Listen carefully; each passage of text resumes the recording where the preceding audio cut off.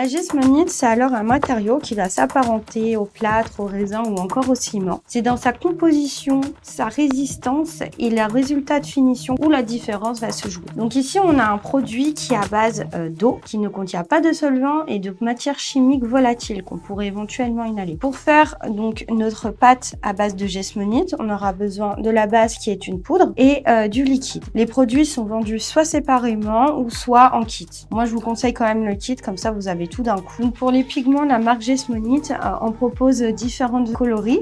Donc on a du rouge, du jaune, du bleu, du terracotta. Si la couleur que vous souhaitez n'est pas dans la gamme, en fait vous pouvez mélanger vos pigments et du coup créer de nouvelles couleurs et de nouvelles teintes.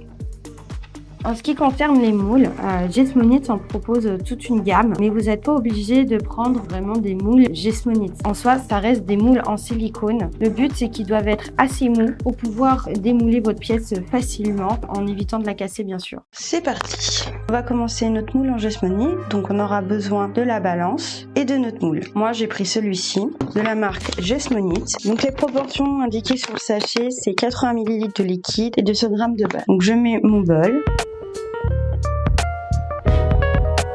Donc une fois qu'on a les deux solutions, on va les mélanger. Il faut aller assez vite pour ne pas que ça commence à durcir avant le moulage. Donc moi, je vais essayer de faire un esprit années 70.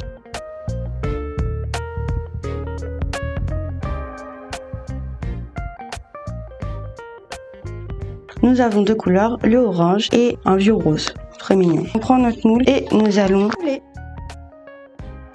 Le but, c'est de faire un effet marbré, donc on va jouer avec les couches, mais attention à ne pas, surtout pas mélanger les couleurs entre elles, sinon vous n'aurez pas l'effet que vous souhaitez. Avec mon cure-dent, je vais essayer d'aller bien au fond et de jouer avec les formes. En gros, je fais des sortes de serpentins pour donner, vous voyez, cet effet marbré en dessous, parce que ça c'est le dessus. Ensuite, vous prenez votre moule et vous allez le tapoter légèrement pour enlever toutes les bulles et bien répartir dans les petits coins. Donc là, ça va partir pour 30 à 40 minutes de séchage afin de pouvoir commencer à le démouler.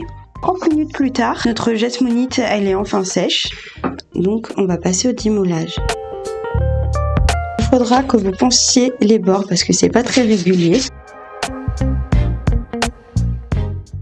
Nous avons notre création avec un léger effet marbré. Je pense que j'aurais pu mieux faire, mais pour une première, c'est déjà pas mal. Donc vous pouvez garder votre gesmonite telle qu'elle, ou vous pouvez vous amuser à venir faire des dessins, coller des choses dessus. Laissez libre cours à votre imagination.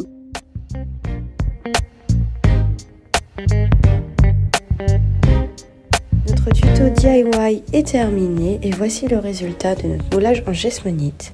Si cette vidéo vous a plu, n'hésitez pas à vous abonner à notre chaîne YouTube et à nos comptes TikTok et Instagram.